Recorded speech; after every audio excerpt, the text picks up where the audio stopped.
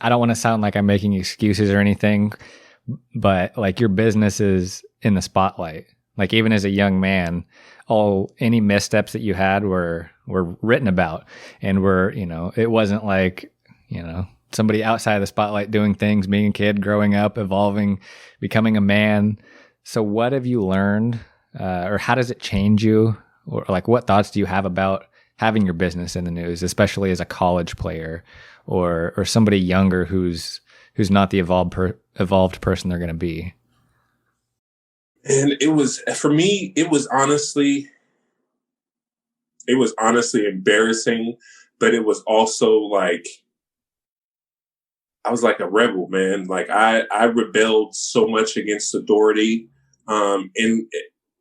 in college. College is where I had, my experience. I'd never had any hiccups in high school. I never was the person I was in college. So when I got to college and basketball moved to the next stage of professionalism, of the next stage of competition.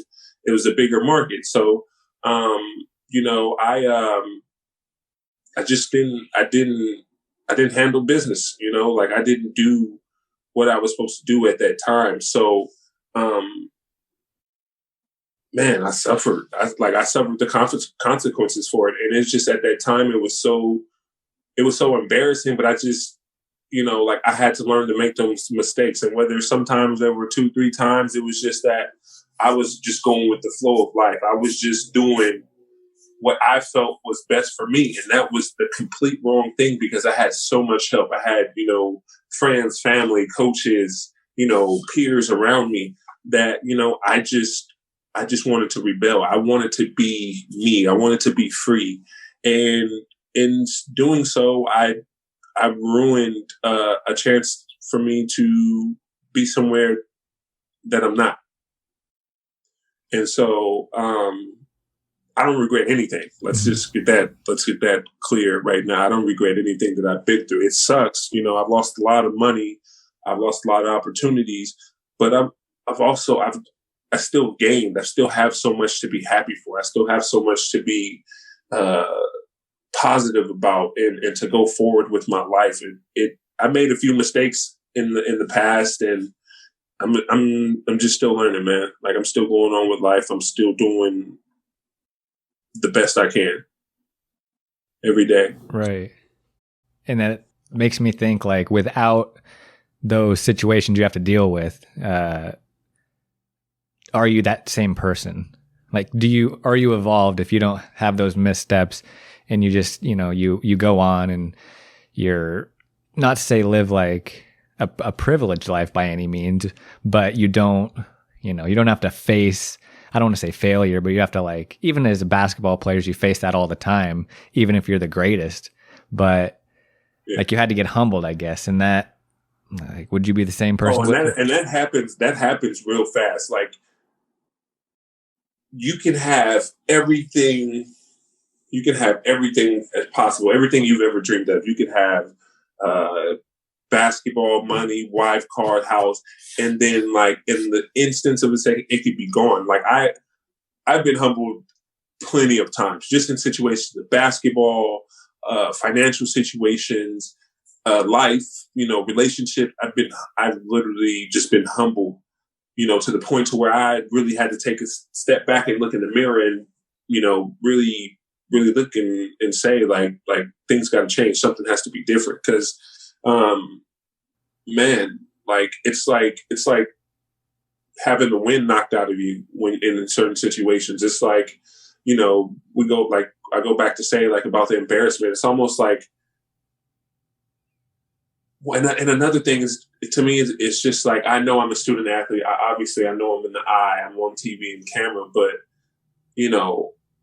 I used to think about like, why am I getting in so much trouble for just being a kid? Like, why am I getting in so much trouble for, having fun and partying? It wasn't like, at the time, to me, I'm not making an excuse for, ever. It's not right. It was against the rules. But at the time, what I was thinking mentally, it was just like, how can I get in trouble for having fun? I go to class every day. practice every day. I'm one of the best players. Like, I was just thinking the wrong things and thinking the wrong way. And I was thinking selfishly. I wasn't thinking about my team, my coaches, my family, and all the other people who needed me at that time. And Right. so, yeah, it humbled me because I lost my opportunity to play in college.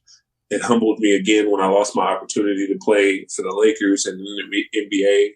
And I just don't want that feeling again. And so that's why I just been working for the past 5 years, man, just grinding it out. Man. And like, I see it that like the person you are, just talking to you and even seeing you in Vegas that one time, just like I'm like just a blip, I just see you a couple times, but the evolution is there and you see it. But you talked about, the truth, the honesty of the situation you're in. Like, yeah, you're a young man, you're doing your work. Like, you want to party a little bit.